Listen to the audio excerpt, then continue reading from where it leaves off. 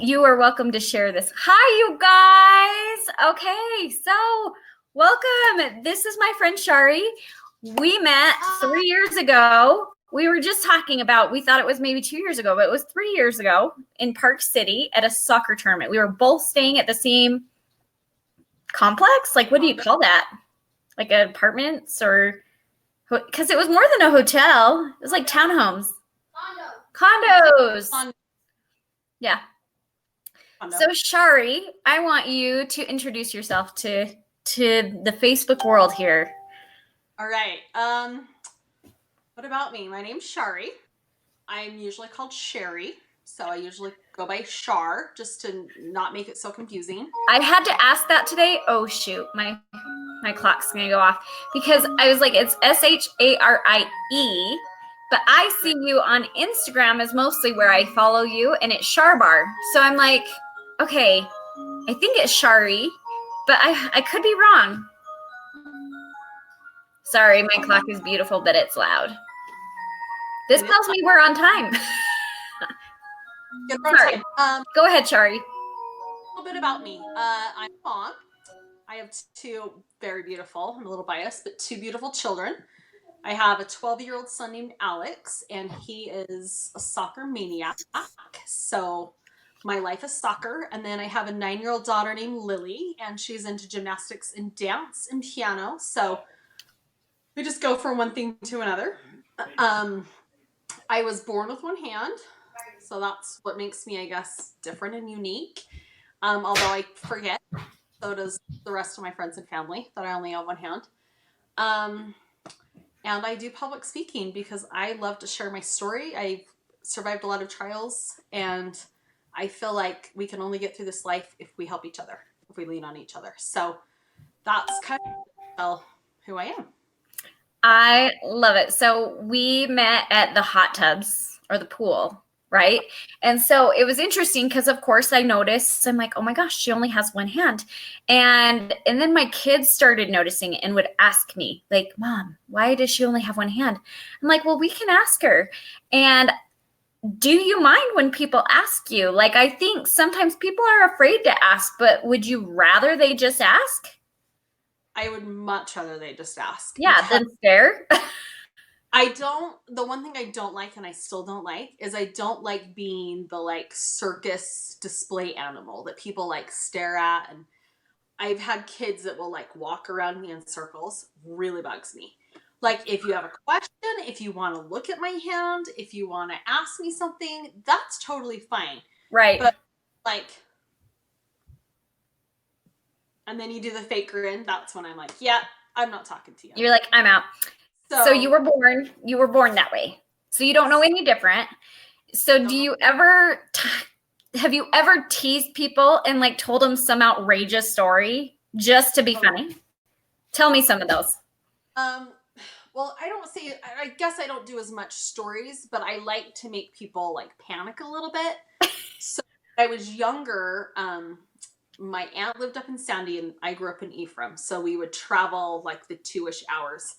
And I like to pretend like my hand.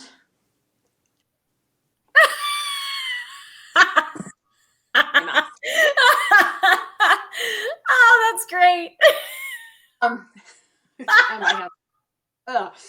And so we would drive by semis, and my mom, once like cell phones became popular, was like, we probably can't do that anymore. Like, we're probably going to get pulled over. So that didn't go over very well. Oh, that's hilarious. What year was that? I think it was my senior year. I was on the newspaper staff. And so for April Fools, we did this April Fools edition. It was all about me getting a clone and getting a hand.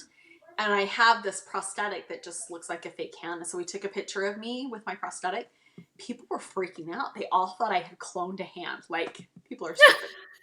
You're like, cloning's not a thing yet, people. We have fun with things like that. I carry around that hand at Halloween. Oh, sorry, not that hand, but another hand, like a one from the Halloween store. And I wear my sleeves, so sleeves bloody, so I'm carrying my own arm. And I do get a lot of weird looks. Especially. Yeah. Oh, I bet. I can only imagine. So, okay. When I think of having one hand, there's like 100 things that go through my mind of things I wouldn't be able to do. But yet, something I love about you, something I've enjoyed following you about, is you haven't let that stop you. Like you still do all those things, like all those things that I would think, oh, I wouldn't be able to do that if I only had one hand. So, will you share with us some of the things that you do? Like, what have you learned? I know you play the violin. I do. I play the violin. I play the piano. Um, excuse me. I've had a prosthetic to do archery. I paint. That's so awesome. You are so awesome. Sorry, after archery, I missed it. I braid. I braid my daughter's hair. Do hairstyles in my daughter's hair. So I paint my own nails. Crack an egg. Like just this week, I made homemade chicken noodle soup that has the egg noodles, and it only called for 1 full egg and 3 egg yolks. And in the past, I'd be like, oh, come here, someone help me out. And I was like, I don't want to sit around and wait for someone to help me. So I'm going to figure out how to separate it with one hand. And that's kind of how I've done everything in life. Like I will have help, and then I'll decide that I don't want your help. I don't want to Yeah, wait or for you don't need it. I Yeah. want to figure it out. And so sometimes it's doing it a different way. Sometimes it's doing it a zillion times and failing before I succeed. Usually it's figuring out a different way. So like when I paint my own nails, I will take the bottle and I will put it up on my knee, the little stick. What is it The called? brush. I will put it here, and instead of brushing my nails, I will take my hand and do it the opposite direction. Oh, Brush stays in place, and my hand is what moves. Does that make sense? yeah, nice.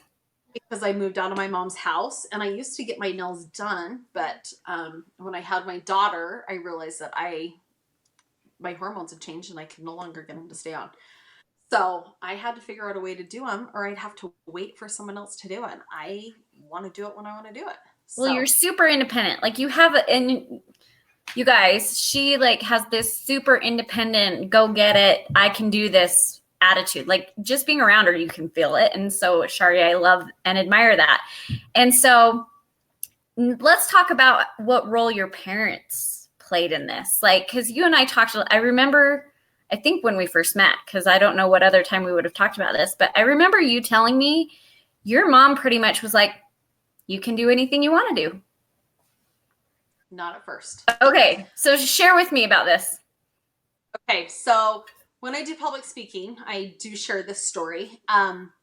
When back in the day, because I'm a little bit old, You're women not. found me.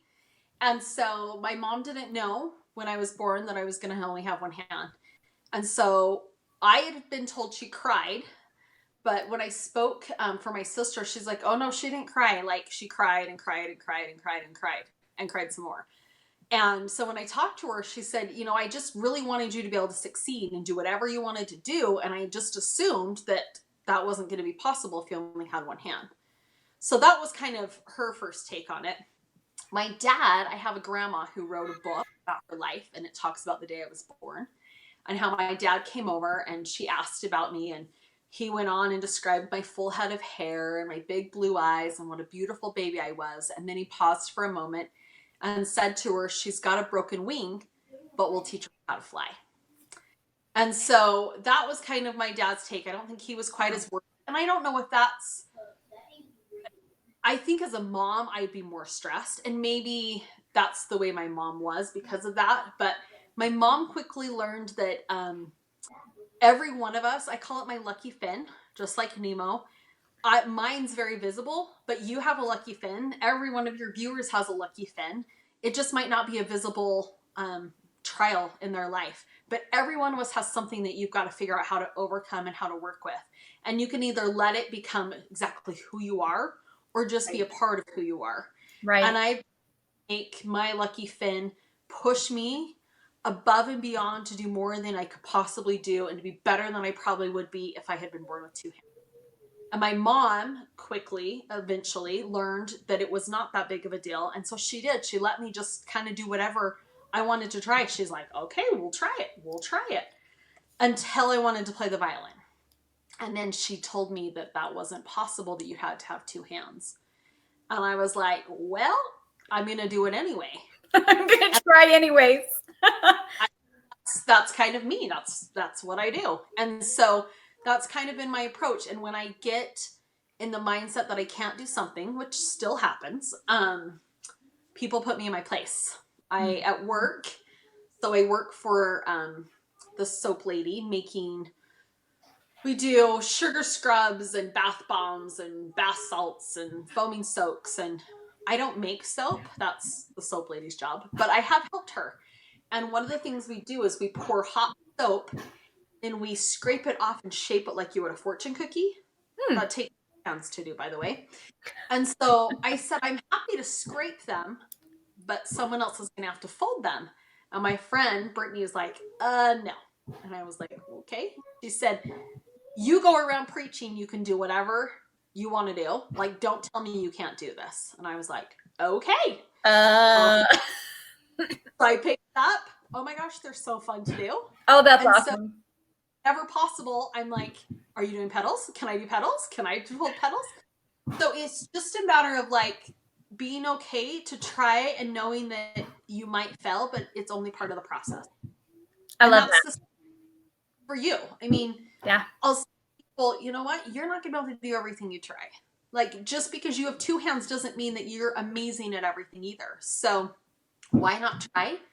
Why not adapt? Why not see if it's something that maybe it's not your thing? Maybe you'll never be able to do, you know, A or B, but someone else can help you. So, well, and isn't there a saying about the only true failure is when you give up, or something to that effect? You know what I'm talking about? It's like, what it is. Yeah, there's some kind of saying, and I'm like, yeah, I'm a believer in you can do whatever you set your mind out to do, and you might fail, like you were saying, you might fail a few times, and you might have to keep trying. But I think your mindset makes a big difference in that process. But I also loved how you said you can let it define you, or you can just let it be a part of who you are. And I think so many times we as human beings allow things like that to define us and control what we're capable of or not capable of and narrate our story.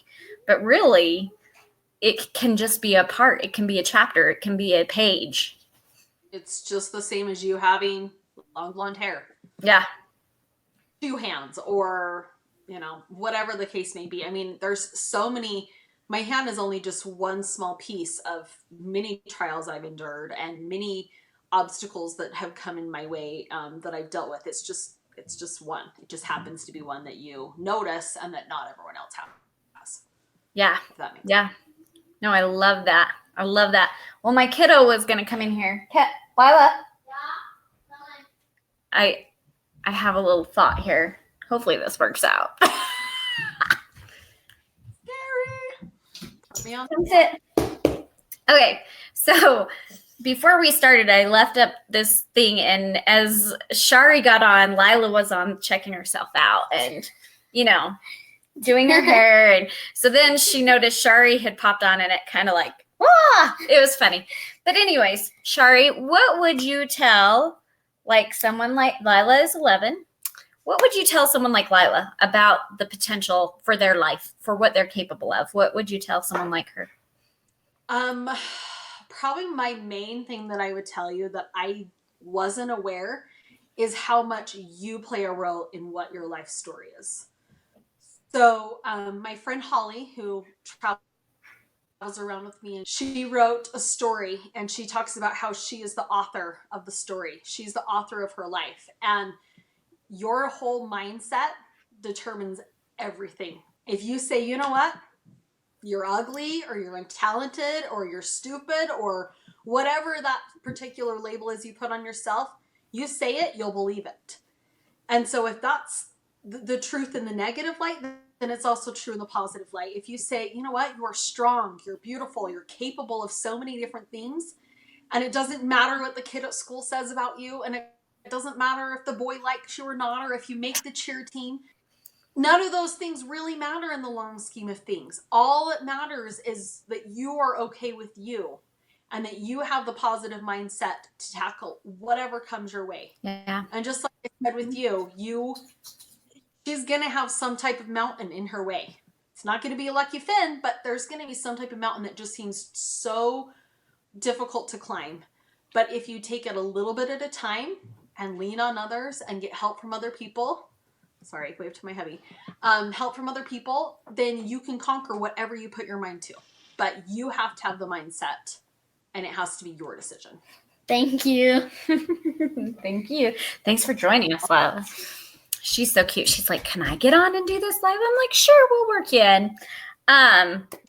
So I have a daughter who didn't make the high school soccer team this year, and that was super devastating for her. And when you put so much time and energy and effort into something you love and are passionate about, it was really hard. But I kind of had this little aha moment of, I preach that those things don't define you, and that other things are more important, and like her faith and her belief system is so much more important than, making a soccer team.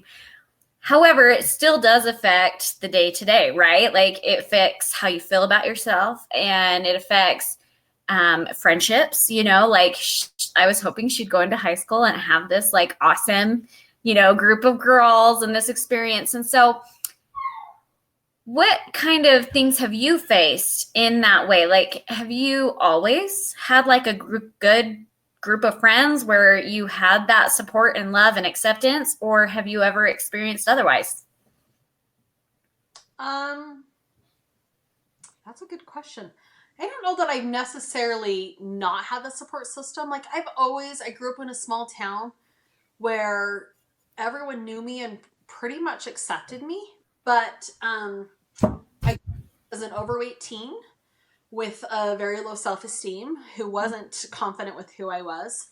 And so I had a lot of boy friends, but I didn't date. I struggled with, I didn't go to all the different dances and do any of those type of things. So to be honest, as I look back, I think it protected me from a lot of things. But at the time, I felt like I was missing out on a huge part of my life. But I really think a huge part of it, the reason that I wasn't popular, or I don't even know if popular is the word, because it's not like I didn't have friends, but the reason I didn't have boyfriends was all about me. Like no one wants to be around someone who is insecure with themselves. If you have to constantly be saying, oh yeah, you're pretty, or oh yeah, you're fine, like it just old. I mean, when I'm around those type of personalities, it's really draining. Oh, super draining. If they constantly need that reassurance or pat on the back, it's like uber draining. Yeah. But that was me. Like I needed that. And I needed that for more than a reason, because I didn't know if you were staring because I was an overweight teen, or if you were staring because you thought I was ugly, or because I only had one hand, or like I didn't know why you were staring. And so I just assumed it was negative. And what I found when I'm staring at other people, like maybe 1% of the time it's negative, but the majority of time I'm like, oh my gosh, look at her cute shirt, or her hair is amazing. I have all these things running through my mind. So now I try to be very upfront, like, oh, I love your hair. Like, sorry if I look like I'm staring at you, but I was thinking like, how did you do it? Or yeah, how did you get that cute shirt? I try to speak my mind, because if I am staring at you, most of the time it's positive. Right. But enough of us, I think, have experienced the opposite, where it is easy to immediately go to the something's negative, or I have something in my teeth, or you know what I mean? Like, yeah, for sure. So I think I was so focused on not being okay with who I was and going through my own. I lost my dad when I was 10.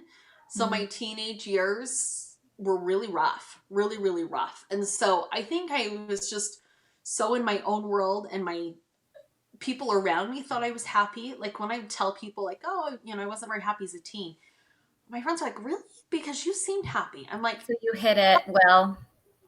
Yeah, I was happy for you and your boyfriend. I was happy for my different friends, and I had a lot of friends. It's not like I had bullying enemies that made fun of me, but I don't think it would have been any different if I would have been the cute girl that was short. I would have been teased because I was short, or I would have been teased because my hair was curly, or I had dimples, or you know what I mean? Yeah. Like, yeah, kids always find something. there's going to be something. Mine, I didn't get teased for having one hand, and I really didn't even get teased for my weight, but I just got teased like any other kid. And because I was so insecure and needed that assurance, it limited me for completely able to live my life. Like, I literally thought, I'll sit on the sideline until this happens. Like, I never thought I would get married. Um, Never thought I'd find someone that would accept me for me. I thought they would settle. Like, I might find someone who felt sorry for me and might settle. But I And really your didn't think I'd find husband freaking adores and loves you. So yeah, that I'm kind of glad. I love hearing all this because some of this is new for me. And I love hearing this and knowing like I see you as this beautiful rock star of a woman who is adored by her husband and has these two beautiful children that, by the way, your daughter's hair always looks amazing. And I have two hands and my kids look like ragamuffins. So I'm like, you're so very capable and wonderful. And so it just, I'm like shocking. This is all fun to hear because I'm surprised by it. You know what I mean? But I think all of us have something that we were insecure about or still are. And I think it's so important to say and be open about, yeah, this isn't always easy. This isn't always, but my question for you, my next question for you is your character. So who I see in you is this strong, amazing, wonderful, beautiful woman.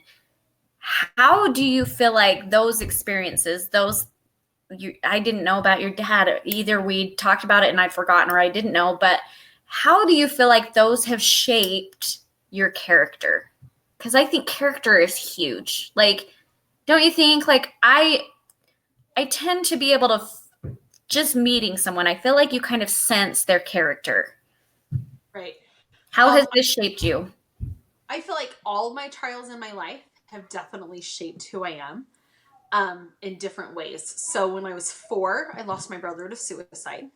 And that's been a huge part of who I am. Not because, I mean, he wasn't a big part of my life. I was only 4. My memories of him are the night he passed away because I was there, and the few memories I've been told about him. But I feel like it's part of my mission in life to make sure that other people know that my brother was amazing and my brother was loved, and my brother, just like anyone else in this world, is loved and is supposed to be here on this earth. And so I spread awareness about depression and about finding another way, about holding on when times are tough, because life sucks sometimes. It does. Yeah, yeah, But it's hard. Yeah, but I will tell you that suicide is not the answer, and it is not the fix all. It doesn't make things end, and it definitely doesn't make things end for those who are left behind. So even though it has been, let's see, I'll be 40 in April. He died when I was 4, so it's been a few years. Um, it it still is painful. It's still painful to talk about. I just spoke this last week, and I told a little bit of his story, and it's painful, but it's a big part of who I am. When I lost my dad in a drowning at 10, that became a big part of who I was. He was missing. He died in a boating accident, so he was missing for 2.5 years. That became a big part of who I was. Um, I'm very empathetic. I'm very sensitive. I can't watch a news story about someone missing or a drowning without literally reliving it all and feeling so sorry for those people and for what they're going to have to go through. Children left without fathers, that's like breaks my heart. Like, I really struggle with that. And I don't think of that as a negative. I just think I've endured these things and there's something I can do with it. It's shaped me for who I am. Being overweight, that has shaped me to understand that, you know what I found is that the hottest chicks, the people, even the hottest guys that I think are amazing, they don't like something about themselves. I can look at someone and be like, oh, my life would be perfect if I looked like them. And then they'll tell me their insecurities. And I'm like, are we looking at the same person? Like, right. where have you been? Because I'm looking at you and you're perfect. And they're Yeah, like, I'm not attractive or whatever it is. And so all these little things have shaped me into the character or person I am, where I'm able to mourn with those who mourn. It's very easy for me to connect and find something that we relate to on yeah. some level. And it's really all through the trials that I've endured. I have learned how to be positive. I've learned how to push through hard times. Doesn't mean that I'm always happy. Right. Um, Doesn't mean they're any easier. no, it just means I know that I can get through them. And Yeah. I'm very big on leaning on others and having others lean on me. And so I'm an open book, like, ask me and I'll tell you, because I know that there'll be others that'll have to endure the same type of things I will. And why not try to help them through that road? Like, let me Right. tell you, help me. Right. It's a big part of the character I am. I've not always been this way. I actually had kind of a like aha moment about, how many years is it? I'm gonna say six, probably 6 years ago, where I just got tired of hating myself, and I got tired of never being happy, and just decided I had to learn to like who I was because I wasn't going anywhere. Like, I have to be with myself every day. And You're kind so of I stuck with you. so I would rather like me. And that doesn't mean I don't have my days, but it just means that I go, it's a day. Like, we talked about zits earlier today. Got a big old honk. We both woke up with the zits today. We've been planning this life for like 3, 4 weeks. And yeah, we both woke up with the zit. It It's just happens. like, it's not the end of the world. And I Right. try to focus on, instead of focusing on the things I find negative about myself, I try to focus on what makes me beautiful. And Do you it's remember what the first thing was that you kind of focused on in that way? Do you remember?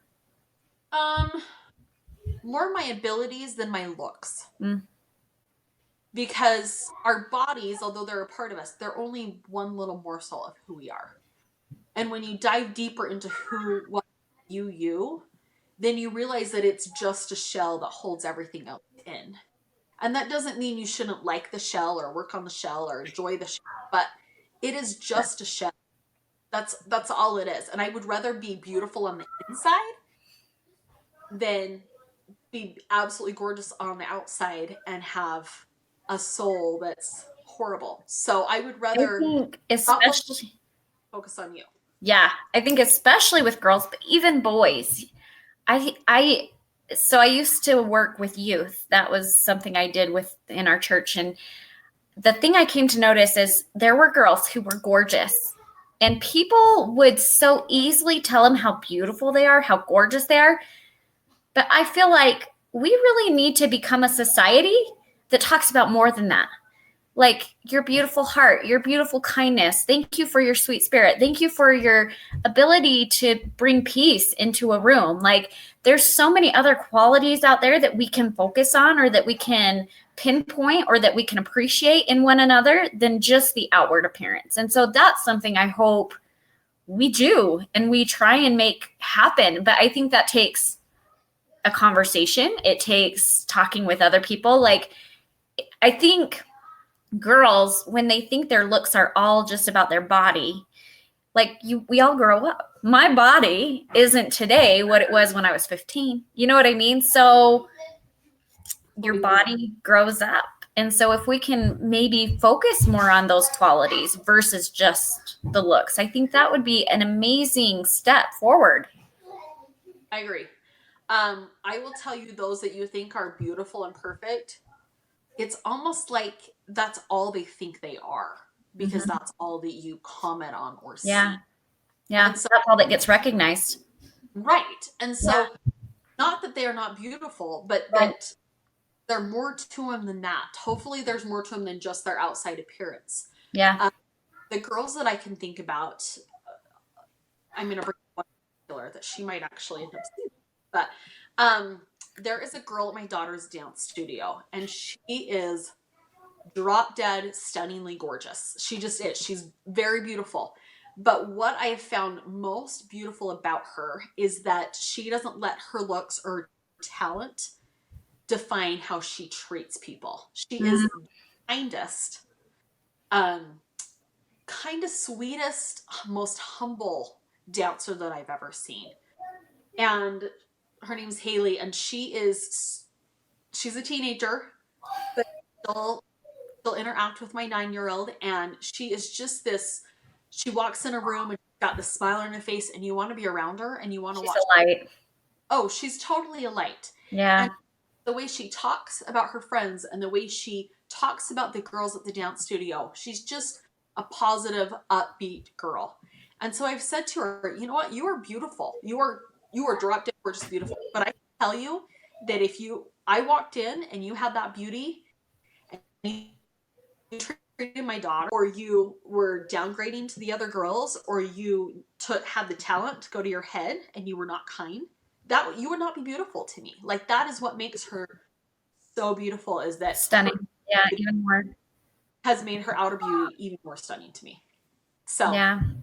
I think there is Yeah. a lot to say about teaching our girls. Yes, you should be proud of who you are, this exterior, but know Right. that so much more to you. And like you said, things will change. I mean, even with me losing weight, there are parts of me that I still hate. So one of my favorite stories, I was at my lowest weight, which I'm not at now. I was at my lowest weight after losing 115 pounds. Oh, wow. I was standing, which I met my husband at my heaviest weight, by the way. I was standing in my mother's laundry room, and I have a niece who is 7 years younger than myself. So I'm actually closer in age to my niece than I am to any of my siblings, which is odd. But and she is maybe this big around. See that little hole? She's teeny tiny, like drop dead gorgeous, teeny tiny. And she had left a pair of jeans at my mom's house, and so I held them up, and I was like, oh, can you imagine what life would be like if I could just fit in these jeans? Like, I pictured it. I pictured, like, I would never have a bad hair day. Nothing would ever go wrong. I pictured all these men for miles, which I was dating my husband at the time, but I'm like, I would have a lot of guys lined up if I just could fit in these pair of jeans. And as I'm sitting there, it almost felt like someone reached out and just slapped me across the face. As I looked at them again, and guess whose jeans they were? Hers. Mine. Yours? They were my jeans. Oh my gosh. They were the jeans that I had been wearing. They were my tiniest weight. And I still was like, well, if I could be this much thinner, or if I could fit into this, or whatever it was. And so what I realized is that number on the scale is going to change, Yeah. or Doesn't matter. whatever it is. But you've got to learn to be happy in the now. Does that mean that Yeah. don't wish? Not I hate the saying, I'll be happy when, dot, dot, dot. Like, when what? Yeah. Why not right now? Well, what But happened? a lot of people live in that of, I'll be happy when. But a similar story as to yours. So my daughter is 15. And the other day she told me her weight, and I was like, that's like my dream weight. And I'm like, there's no way. Like, I'm 37. I just turned 37 in August. And I'm like, she's 15. I'm 37 and 4 kids later. Like, I'm okay that I'm not that weight. You know what I mean? And and she's got this cute little figure, but yeah, she's 15 years old and never had babies. So it's so important that we are okay with where we're at. And if you're not okay, then think about what it is you can do. What can you do? Well, you can eat right, you can exercise, but I mean, some people go extreme and do surgeries and stuff like that, which I'm not into, but find a way to be content, to be happy with where you're at right now. And if you're not, then what can you do? What's within your control? Because some things aren't within our control. I can't change my eye color without going to get contacts. You know what I mean? So yeah, no, I love that. Make your whole life happy, great. But what you're probably going to find out is that life is just as hard with blue eyes. Like, it just is. Yeah. Yeah. To the weight of the jeans that I had on, you're still wishing or wanting. In my case, I wanted little teeny tiny legs. I had another incident where I was with a friend, and we were at the zoo, and I was really hot. And she's like, well, duh, if you would have worn shorts, you'd be, be a lot cooler. And I was like, I don't wear shorts. And she's like, why? Why not? I Yeah. said, I hate my legs. I don't do that. And she's like, oh, you and my sister. Well, her sister is the polar opposite of me. She's like teeny, teeny, tiny. And she goes, she doesn't like her bird legs. And I was like, what? I'd take her bird legs any day. Yeah. We all tend to want what we don't have, right? what we don't have. And so I'm Yeah. like, oh. And so these days it's like, I'm going to wear the shorts.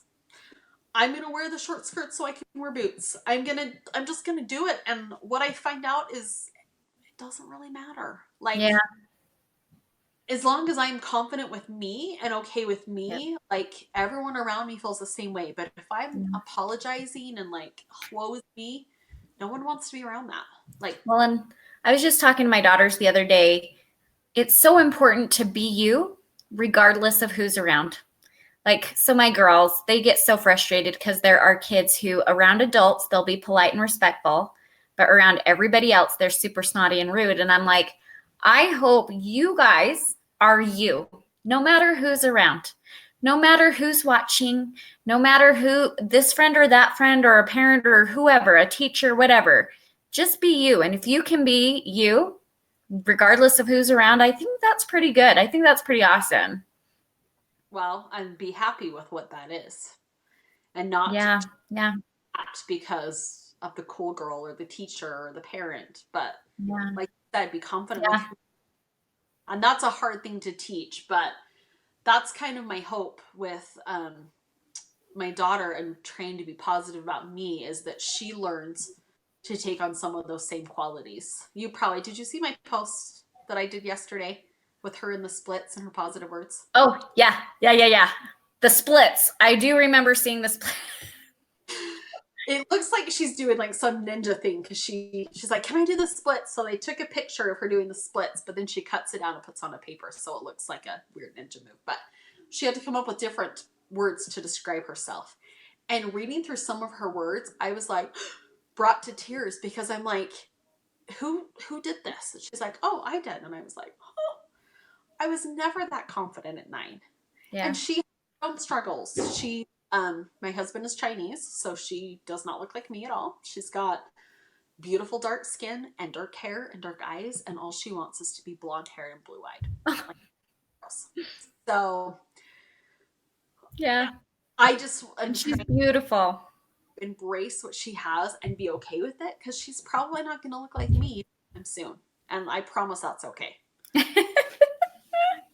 Fine being her any day. So that's kind of my hope is to teach her um, to love and care about herself. And that's what she makes not to change who she is, I guess is the Yeah. way.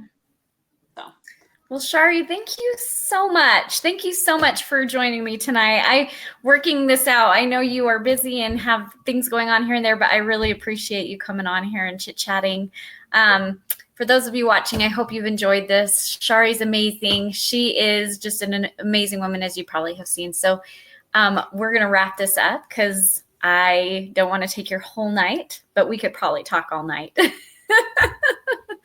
But Sharie, thank you, thank you. And I hope everyone has a fantastic evening. Bye.